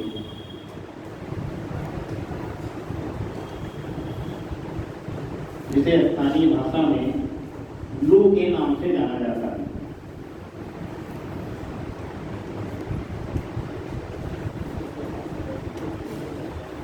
आप लोग देखे होंगे लगभग मार्च अप्रैल या मई के महीने में, लेकिन तो भारत के खासकर उत्तर प्रदेश और बिहार, मध्य प्रदेश और राजस्थान, इन सारे राज्यों के स्तर पे ये स्थानीय पौनी चलती है। और ये पौने की विशेषता ये होती है कि तेजी से चलती है, उनकी वायुदाब का अंतर बहुत ज़्यादा होता है। और दूसरी इसमें विशेषता होती है कि शुष्क होती है, यानी इसमें नमी की मात्रा बिल्कुल नहीं होती है। इसलिए गाँव कहते हैं कहाँ भैया दुकान में घूम रहे हो, कहीं लू न लग जाए, ठीक अपने आप कहते नहीं। ठीक है, इसका मतलब ये कि ऐसा ना हो कि आपको शुष्क गर्मी किसी प्रकार से शारीरिक रूप से प्रभावित करते हुए। ठीक है, तो ये प्रमुख रूप से यहाँ की जो तापमान है, ठीक है, इसको बढ़ा देती है। और तापमान बढ़ाने का सीधा संबंध है कि वायुदाब जो हो जाएगा यहाँ लो हो जाएगा। अगर इस क्षेत्र में वायुदाब लो हुआ तो अरब सागर, बंगाल की खाड़ी या हिंद महासागर के क्षेत्रों में से जहाँ पे उच्च वायुदाब का निर्माण हुआ है सूर्य के उत्तरायण होने के कारण, ठीक है, वहाँ से पौने तेजी से इसकी तरफ चलेंगी। और लोकल स्तर पे भी बहुत ज़्यादा अंतर आ जाता है। ठीक है, कहीं पे वायुदाब बहुत ज़्यादा, कहीं पे वायुदाब बहुत कम। तो आप देखते होंगे कि एकाएक एक तूफान उठेगा, आधे घंटे तक इतनी तेज हवाएं चलेंगी कि पेड़ और गिर जाएंगे। हल्की फुल्की उसी में वर्षा भी होगी तो होगी नहीं, वर्षा भी कई बार नहीं होती। खाली हवाएं इतनी तेजी से चलती हैं कि तमाम जनधन की हानि हो जाती है। कई बार वो बिजली के पोल गिर जाते हैं, वृक्ष तमाम पुराने होते गिर जाते हैं, घरों को नुकसान पहुँच जाता है। इस प्रकार से तमाम जनधन की हानियाँ हो जाती हैं तूफान आने के कारण। ठीक है, तो ये क्या है, प्री मानसून वर्षा के रूप में इसको जाना जाता है। अलग अलग राज्यों में अलग अलग नामों से ना तो उसको लिखवा देंगे, लेकिन विशेष उत्तर प्रदेश, मध्य प्रदेश और राजस्थान के क्षेत्रों में जो स्थानीय स्तर पर गर्म शुष्क एवं तेज हवाएं चलती हैं उसको लू के नाम से जाना है। इसको आप लोग ध्यान दीजिएगा। बाकी और आगे इसमें लिखिए। देखो, इस ऋतु में सूर्य के क्रमशः उत्तरायण होते जाने के कारण, इस ऋतु में सूर्य के क्रमशः उत्तरायण होते जाने के कारण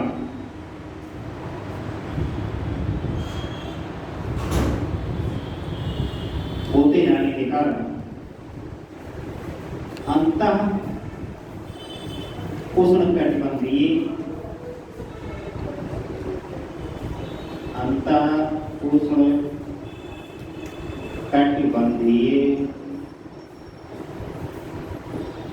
अभिसरण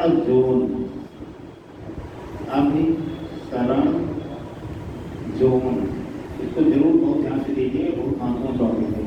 तो अंग्रेजी में बोलते हैं IPCZ, inter tropical conversion zone.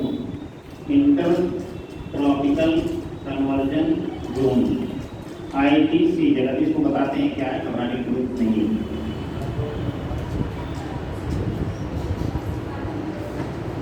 Inter tropical TROPICL tropical conversion यानी अभिसरण जोन। अभी इसको अलग से हम बताएंगे क्या होता है, ठीक है। तो इसको पूरा करो आपके पहले। अंतः उष्णकटिबंधीय अभिसरण जोन उत्तर की ओर खिसकने लगता है, उत्तर की ओर खिसकने लगता है।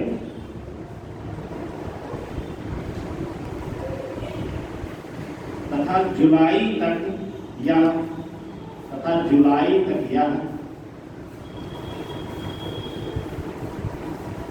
25 डिग्री उत्तरी अक्षांश रेखा को पार कर जाता है।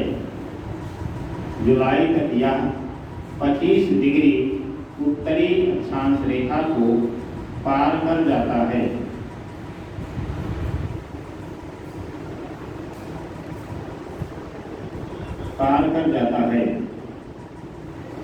अब इसमें बहुत बड़ा रहस्य छुपा है भारतीय मानचित्र का। आईटीसीजेड जो है, लेकिन सबसे पहले तो जानना है कि है क्या भैया। आप लोग जब पढ़े होंगे तो आपको तमाम कोने पढ़ाई गई होंगी। तो कुछ कोने ऐसे हैं जो अस्थायी कोने हैं, जो पूरे ग्लोब पे, पूरे पृथ्वी पे 24/7 और 12 महीने हमेशा चलती रहती, एक ही दिशा में चलती रहती। इन्हें व्यापारिक कोने, पछुआ कोने एवं ध्रुवीय पूर्वा, ये सब नाम सुने होंगे लोग। व्यापारिक कोने, पछुआ कोने एवं ध्रुवीय पूर्वा। अब ये सब जो वायुमंडल है, ठीक है, वायुमंडल और स्थलीय विशेषताएं, उन्हीं विशेषताओं के कारण एक सेल का निर्माण होता है। उसी सेल के कारण ये सारी हवाएं चलती हैं। तो कितने लोग ऐसे भी ये सारी कोनों को थोड़ा बहुत पढ़े हैं। विश्व का भूगोल पढ़ाया गया होगा ना, क्लाइमेटोलॉजी पढ़ाया गया कि नहीं पढ़ाया गया? पढ़ाया गया, तो सब चीज़ें बताई गई होंगी। तो क्या उसमें सो रहे थे, चीज़ें बताई गई थी तब? तो कहीं हाँ, तो सो रहे थे, ठीक है, खुद तो इसके बारे में पता ही होगा ना, इसीलिए देर लगता है। नहीं तो पढ़ानी बहुत तेजी से आदमी पढ़ा देंगे, अगर नहीं समझ पाएंगे तो पढ़ाने क्या मतलब, ठीक है। जहाँ पे व्यापारिक कोने आपस में मिलती हैं, ठीक है, तो एक विशेष प्रकार का क्षेत्र निर्मित होता है जिसको हम लोग आईटीसीजेड बोलते हैं, ठीक है। और ये आईटीसीजेड क्या होता है कि सबसे निम्न दाब का केंद्र होता है। इसमें तो विशेषता जानिए कि जहाँ पे व्यापारिक कोने, थोड़ा बना के बताएंगे आप लोग, सब देख रहे हैं तो हम नहीं पाएंगे, मानने लगेंगे।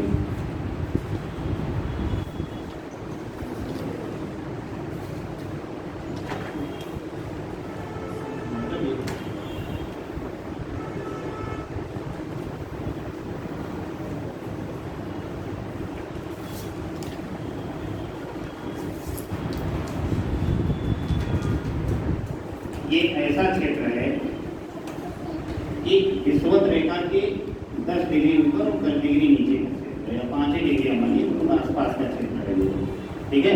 यानी इसको आप यहाँ पे 0 डिग्री अक्षांश लिख सकते हैं, यहाँ पे 5 लिख सकते हैं, यहाँ पे 5 लिख सकते हैं। विषुवत रेखा के आसपास का क्षेत्र है।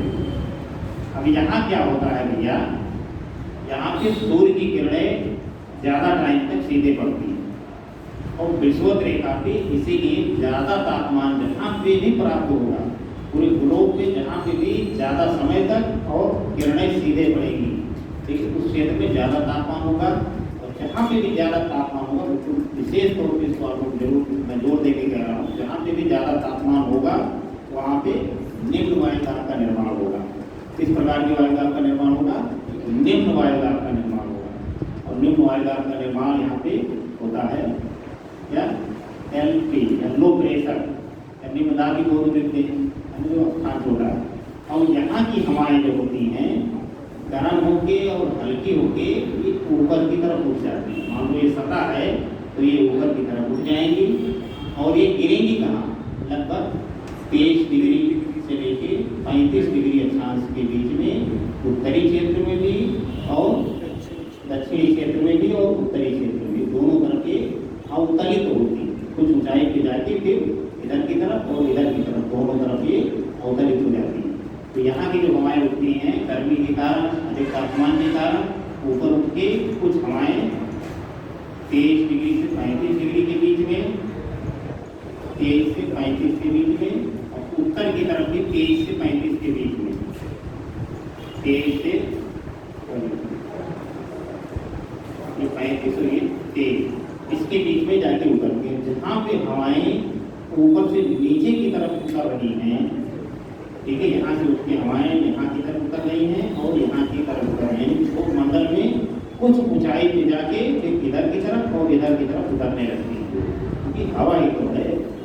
इतनी ऊंचाई के ऊपर उठेगी, अगर ढेला आप फेंकेंगे सका तो उतनी ऊंचाई से जाएगा, तो 50 मीटर तक जाएगा, फिर उसके बाद में गिरेगा, या तो इधर गिरे या तो इधर गिरे, बीच में भी गिर सकता है। लेकिन बीच में चूंकि हवाएं ऊपर की तरफ उठ रही हैं, यानी हवाओं का अवतरण हो रहा है ऊपर की तरफ, तो इनका नीचे की तरफ 30 से 35 डिग्री अंशों की तरफ दक्षिण में भी और उत्तर में भी गिरेगी। मैंने कहा था यहाँ पे लो प्रेशर का निर्माण हुआ था, जहाँ पे हवाएं उतर भी रही हैं ऑलरेडी वहाँ हवा है भी, तो वहाँ पे किस प्रकार की पेटी का निर्माण होगा? उच्च दाब, इधर भी और इधर भी उच्च दाब। अब जहाँ पे उच्च दाब है, मैंने ये भी आपको बताया था कि जहाँ पे भी उच्च दाब है, उच्च वायुदाब से पौने निम्न वायुदाब की तरफ बढ़ती है। कहाँ से? उच्च वायुदाब से निम्न वायुदाब की तरफ पौने बढ़ती है। तो यहाँ से पौने, क्योंकि पृथ्वी के घूर्णन की वजह से पौने कभी सीधी नहीं चलती है। अगर पूर्व दिशा से आप भी अनुभव करते होंगे कि पवन अगर आती है, मान लो ये पूर्व दिशा है, ठीक है, ऐसा नहीं कि कोई इसी दिशा से आता है, थोड़ा सा तिरछा होकर आती है, हर दिशा की है। अगर पछुआ कौन ले चलेगी तो एक दिशा से आ रही है, इस दिशा से आ रही है, तो इसीलिए आते हैं क्योंकि पृथ्वी में घूर्णन अपने अक्ष पे भी पृथ्वी घूम रही है।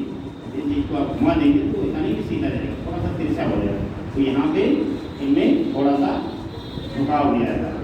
इस प्रकार से उच्च वायुदाब से निम्न वायुदाब की तरफ पौने, यानी यहाँ से इधर की तरफ चलती हैं और ऊपर भी इसी प्रकार की पौने चलती हैं। इसको हम लोग बोलते हैं व्यापारिक पवन। इसको क्या बोलते हैं? इसको व्यापारिक पवन, व्यापारिक पवन। और जहाँ पे भी व्यापारिक पौने एक दूसरे से मिलती, यानी दक्षिणी गोलार्ध की व्यापारिक पवन और उत्तरी गोलार्ध की व्यापारिक पवन, जो क्षेत्र बनता है, यानी जो ये क्षेत्र बन रहा है, एक तरह का संक्रमण क्षेत्र, ठीक है, उसी संक्रमण क्षेत्र को हम लोग बोलते हैं ITCZ, ठीक है। इसके नाम से भी अगर आप देखेंगे, अंतः उष्ण कटिबंधीय अभिसरण जोन, अभिसरण का मतलब होता है मिलना, कन्वर्जेंट, ठीक है, यानी उष्ण कटिबंध में जहाँ दो विपरीत प्रकार की हवाएं एक दूसरे से मिल रही हैं, उसको हम लोग बोलते हैं ITCZ। और इसकी ITCZ की एक विशेषता होती है कि ये निम्न दाब का केंद्र होता है। क्या आवाज चली गई थी? आओ थोड़ा, ठीक है, इसको हम लोग बोलते हैं निम्न दाब का केंद्र। और ये निम्न दाब का केंद्र हमेशा इस बात का ध्यान रखिएगा कि ये स्थिर नहीं होता है। ऐसा नहीं कि बिल्कुल 0 डिग्री पे ही ये स्थिर रहेगा, 0 डिग्री पे स्थिर नहीं रहता है। जहाँ पे भी इसके आसपास के क्षेत्रों में 0 डिग्री या बहुत कम डिग्री जो है वायुदाब होगा, उसी क्षेत्र में जाके बैठ जाएगी। और जहाँ पे ये बैठेगी वहीं पे चारों तरफ से हवाएं आने लगेगी, ठीक है। अब क्या होता है, ग्रीष्म ऋतु के दौरान पश्चिमोत्तर भारत में मैंने बताया लू भी चलती है, और लू क्या करती है कि आसपास के मौसम तापमान को गिरा देती है, सॉरी तापमान को बढ़ा देती है और वायुदाब को गिरा देती है। और दूसरी चीज, सूर्य का उत्तरायण भी शुरू हो गया है 14 जनवरी के बाद। अब उत्तरायण भी हो रहा है, उत्तरायण का मतलब कि कर्क रेखा के आसपास के क्षेत्रों में ज़्यादा तापमान भी प्राप्त हो रहा है। तो इन दो कारणों से उत्तर पश्चिम भारत में या पश्चिमोत्तर भारत में एक गहन लो प्रेशर का निर्माण होगा। जहाँ लो प्रेशर का निर्माण होगा वहाँ भी ये जो ITCZ वाली बेल्ट है ये उस क्षेत्र में शिफ्ट हो जाएगा, ठीक है। जैसे मान लीजिए पूरे ग्लोब में इस तरीके की, तो वहाँ पे क्या होगा, इस तरह हो जाएगी, यहाँ पे लाइन हो जाएगी, यानी इसको हम लोग मानसून गर्त भी कहते हैं या मानसून द्रोणी भी कहते हैं। जहाँ पे ITCZ लगेगी, यानी जहाँ पे सबसे निम्न वायुदाब होगा विषुवत रेखा के आसपास के क्षेत्र में, वहीं पर क्या होगा, ITCZ लगेगा। कभी भी समदाब रेखाएं अगर आप लोग देखेंगे प्लस में, समदाब रेखाएं कभी ग्लोब में सीधी सीधी ऐसे नहीं रहती कि समदाब रेखा, ठीक है। समदाब रेखाएं देखिए इस प्रकार की आकृति में आपको एटलस रखे हैं ना, एटलस खरीदे हैं, तो एटलस में देखिएगा एक बनना होगा समदाब रेखाओं का, समताप रेखाओं में देखेंगे तो सारी समताप रेखाएं इसी संख्या में होती हैं। विषुवत रेखा वाली जो समताप रेखाएं होती हैं वो आसपास ही इसी प्रकार की रहेंगी।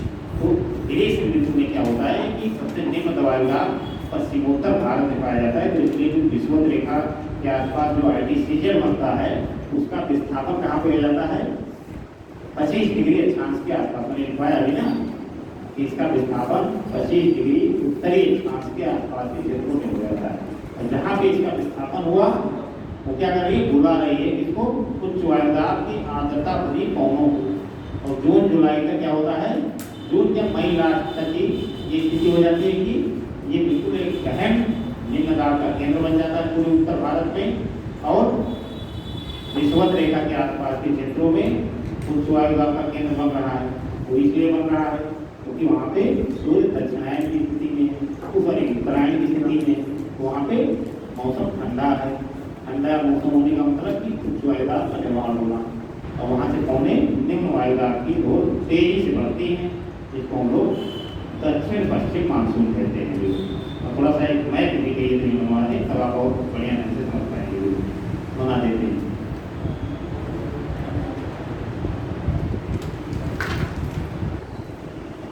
ज़्यादा परेशान होते कुछ छोड़ने ही वाले हैं।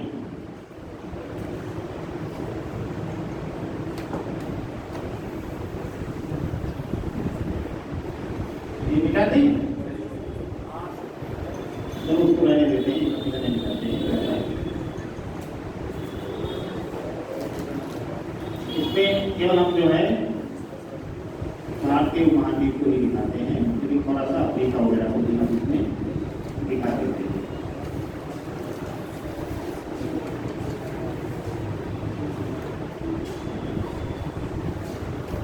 ठीक है, अब अगर आप विषुवत रेखा देखेंगे, ये अफ्रीका महाद्वीप है, ये और दिखाते हैं। ठीक है, अब विषुवत रेखा जो आप देखेंगे अगर, तो विषुवत रेखा लगभग भारत के आसपास के क्षेत्र से गुजर रही है। ये समझ रहे हैं, विषुवत रेखा मतलब 0 डिग्री अक्षांश रेखा। ठीक है, तो यहाँ पे आप देखिए 0 डिग्री अक्षांश रेखा। ठीक है, अब भारत के आसपास गुजर रही है, इसके नीचे यहाँ पे कर्क रेखा मान लो है, ये कर्क रेखा, सॉरी मकर रेखा,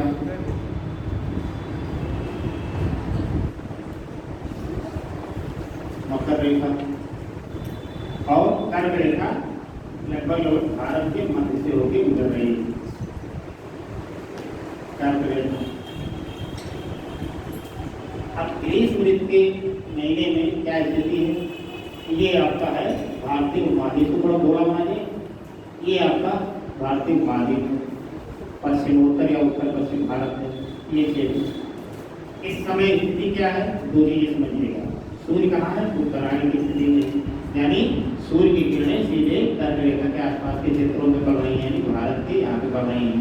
यहाँ पे एक तो किरणें पड़ रही है, तो उसके कारण से लो प्रेशर जनरेट हो रहा है, लो प्रेशर। और इसके अलावा लू जैसी स्थानीय पौने भी इस महीने में चल रही है ग्रीष्म ऋतु के समय, इसके इसलिए और गहन लो प्रेशर जनरेट हो रहा है, यानी बहुत गहन निम्न दाब का केंद्र बन रहा है यहाँ पे। ठीक है, ये हो गई ग्रीष्म ऋतु में भारतीय उपमहाद्वीप की स्थिति। इतनी बातें समझ गए। अब ठीक इसके विपरीत स्थिति आ जाएगी मकर रेखा के आसपास के क्षेत्रों में। यहाँ पे क्या हो रहा है, सूर्य उत्तरायण है, तो यहाँ पे ठंडी का मौसम है, यानी यहाँ पे ठंडी अधिक पड़ रही है। और जहाँ पे ठंडी अधिक पड़ेगी तो इन सारे क्षेत्रों में, महासागरीय क्षेत्रों में क्या होगा, उच्च वायुदाब का निर्माण होगा। और यहाँ भी आपकी निम्न वायुदाब का निर्माण हुआ है। ठीक है, अब हमेशा एक बुनियादी रूल है कि हमेशा पौने निम्न वायुदाब से, सॉरी उच्च वायुदाब से निम्न वायुदाब की ओर तेजी से बढ़ती। ठीक है, तो मई जून का महीना आते आते ये क्या करते हैं, पौने भारत में अरब सागर की शाखा और बंगाल की खाड़ी की शाखा के द्वारा तेजी से प्रवेश करती है। समझ गए। और इसीलिए प्री मानसून वर्षा भी इस महीने में होती है, तमाम क्षेत्रों में देखने को मिलती है, उत्तर भारत के तमाम क्षेत्रों में। लेकिन प्री मानसून वर्षा मतलब अप्रैल या मई और जून के महीने में लगभग उत्तर भारत के क्षेत्रों में जो निम्न वायुदाब का केंद्र बनता है, उसमें अगर विषमता कहीं थोड़ा बहुत होती है तो तेजी से प्रचंड पौने एक स्थान से दूसरे स्थान की तरफ तेजी से चलेंगे, बहुत कम समय के लिए चलेंगे, लेकिन उनकी हानियाँ ज़्यादा होती है। तो ये प्रक्रिया होती है ग्रीस ऋतु में। तो थोड़ा सा इसमें लिख लीजिए, तथ्यात्मक जानकारी दी। देखिए इतनी बातें समझ गए जो आपने लिखा था कि इंटर ट्रॉपिकल कन्वर्जन जोन, ये बात समझ गए। ये बात समझ गए कि जुलाई के महीने में 25 डिग्री उत्तरी अक्षांश के आसपास पहुंच जाती है। यानी यही जो आईटी सीजन पड़े थे अभी, यही आईटी सीजन को रहना कहाँ चाहिए, जहाँ पे व्यापारिक पौने मिलती है, यानी विषुवत रेखा के आसपास के क्षेत्रों में, यहाँ पे आईटी सीजन को रहना चाहिए।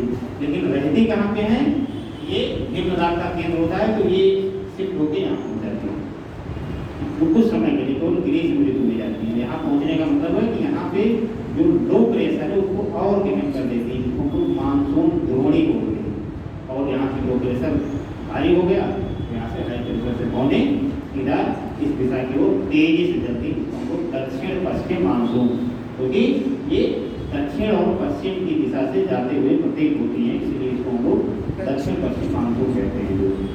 समझिए, देखो थोड़ा सा कोई दूसरी लाइन लिखना।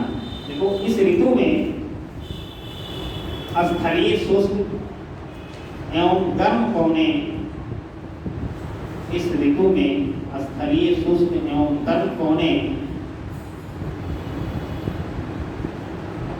जब समुद्री आर्द्र पवनों से मिलती हैं, जब समुद्री आर्द्र पवनों से मिलती हैं,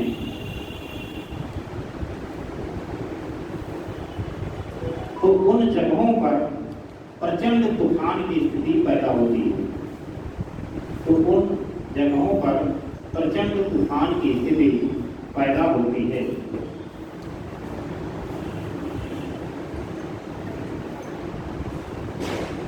तथा तेज हवाएं, मूसलाधार वर्षा तथा तेज हवाएं, मूसलाधार वर्षा और ओले पड़ते हैं, और ओले पड़ते हैं।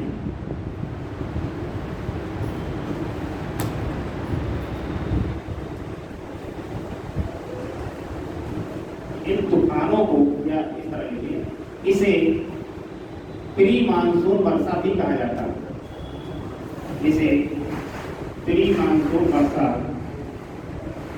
भी कहा जाता है।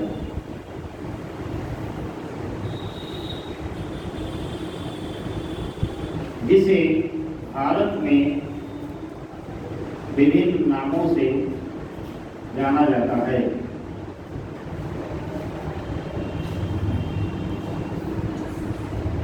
जिसे भारत में भिन्न भिन्न नामों से जाना जाता है। ठीक है, 3-4 में जिसको नाम से जाना जाता है तो उसका नाम लेके खूब तरीके में पूछा जाता है। तो पहला है नार्वेस्टर, नार्वेस्टर।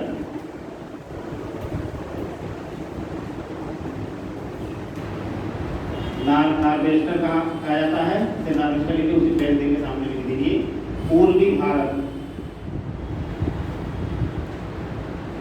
पूर्वी भारत का मतलब लिख लीजिए, पश्चिम बंगाल, बिहार, झारखंड, उड़ीसा।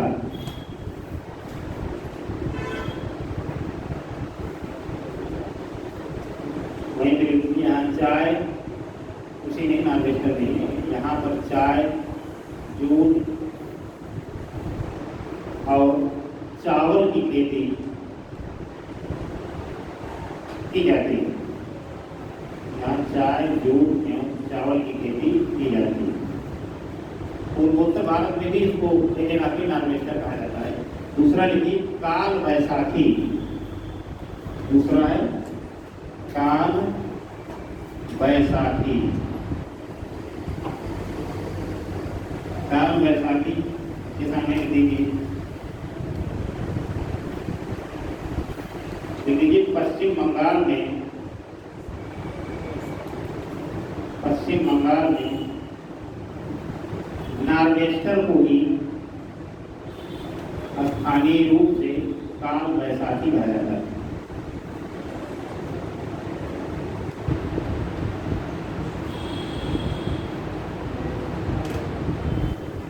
तीसरा लिखिए चेरी ब्लॉसम, चेरी,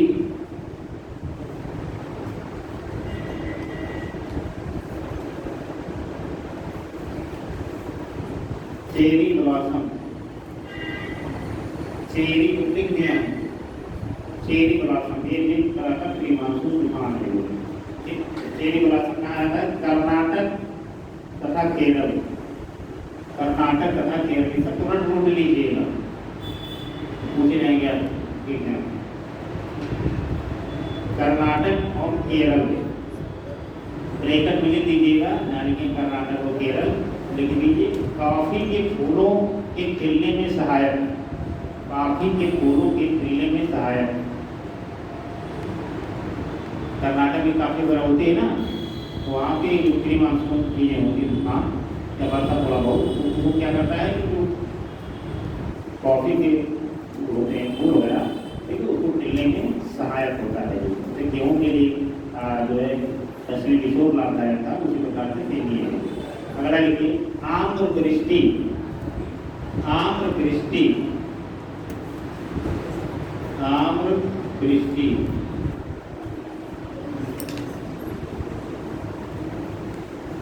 आम्र वृष्टि, आम्र वृष्टि लिखिए दक्षिण भारत, दक्षिण भारत ब्रैकेट में लिख दीजिएगा। आम के जल्दी पकने में सहायक, आम के जल्दी पकने में सहायक।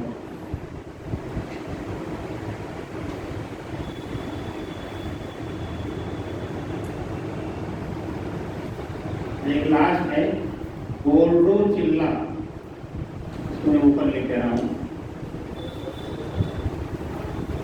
गोल्डो चिल्ला। लीजिए नार्वेस्टर का असम में स्थानीय नाम, नार्वेस्टर का ही असम में स्थानीय नाम।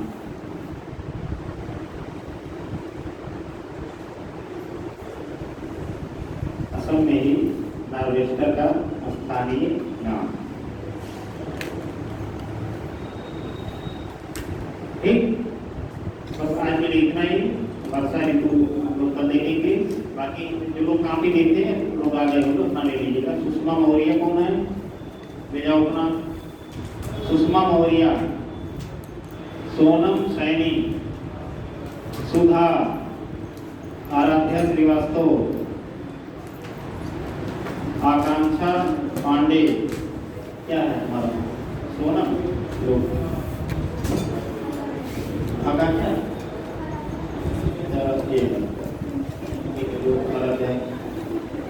आकांक्षा पांडे नहीं है, सुषमा ये लोग, सुषमा सोनम सैनी का तुम ले जाओ। आराध्या श्रीवास्तव कौन है? ये लोग याद खाओ, सोनम सैनी, आकांक्षा पांडे और सुधा है, आकांक्षा पांडे और सुधा नहीं है तो इनकी काम लीजिए।